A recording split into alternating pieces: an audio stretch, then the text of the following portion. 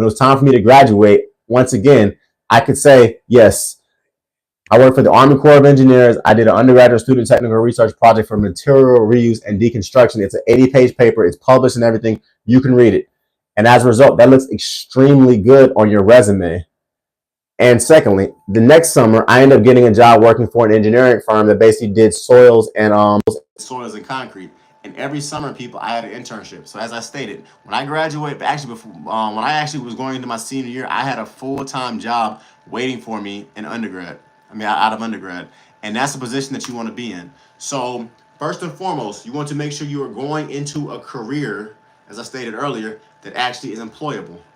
As you're going into that career that is employable, make sure for my college students that you are essentially getting some internships and co-ops every summer. And for my blue collar people, don't worry, I'm gonna come back to you. I'm gonna come back to you guys later in this live session. Okay. So first things first, as I stated earlier, pick a career that's actually employable. Secondly, internships and co-ops. Having a college degree in the 21st century is not enough.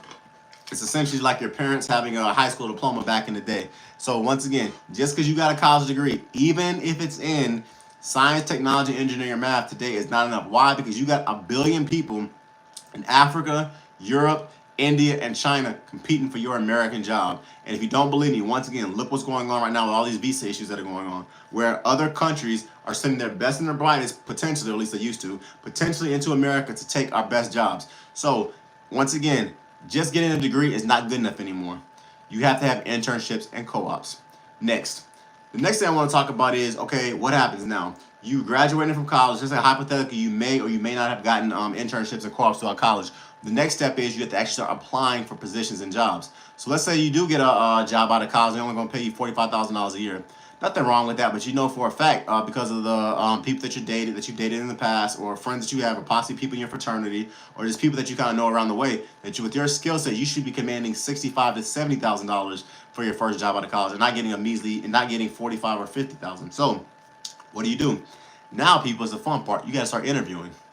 So interviews are kind of like going on dates and talking to different people.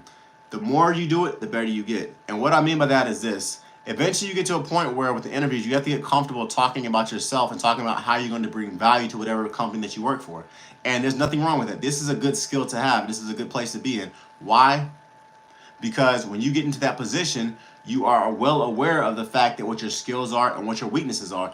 And whatever your weaknesses are, that's just an area of improvement. And the only way you do that is going by real-time interviews. When I was interviewing for colleges, when I was interviewing for jobs, I would essentially go on as many interviews as possible. It got to the point where literally if I wanted to visit a city, I would basically look up engineering firms in that city, reach out to them, and they would fly me out to spend a weekend, or fly me out to spend a day, interview them, and then fly me back to Carolina, which is where I went to undergrad at. And I did the same thing essentially in grad school.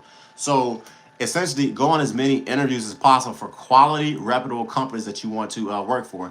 And the best part about it is that what you want to have happen is this. You want to get to the point where you get, let's say, 3 job offers, right? And you get to the point where you say, well, I would like to work for company A because your company is really good, but I just got a job offer to work for company B, and they offer me $5,000 more than you offer me. So are you comfortable matching that or no? Yes or no? And the good thing about it is that if companies see that you do have job offers, 9 times out of 10, they will either match it or they're going to figure out a way to basically compensate you, whether it's by a signing bonus or whether it's by essentially giving you employee sharing options, and or just matching a larger percentage of your 401k. I've seen it happen in my life.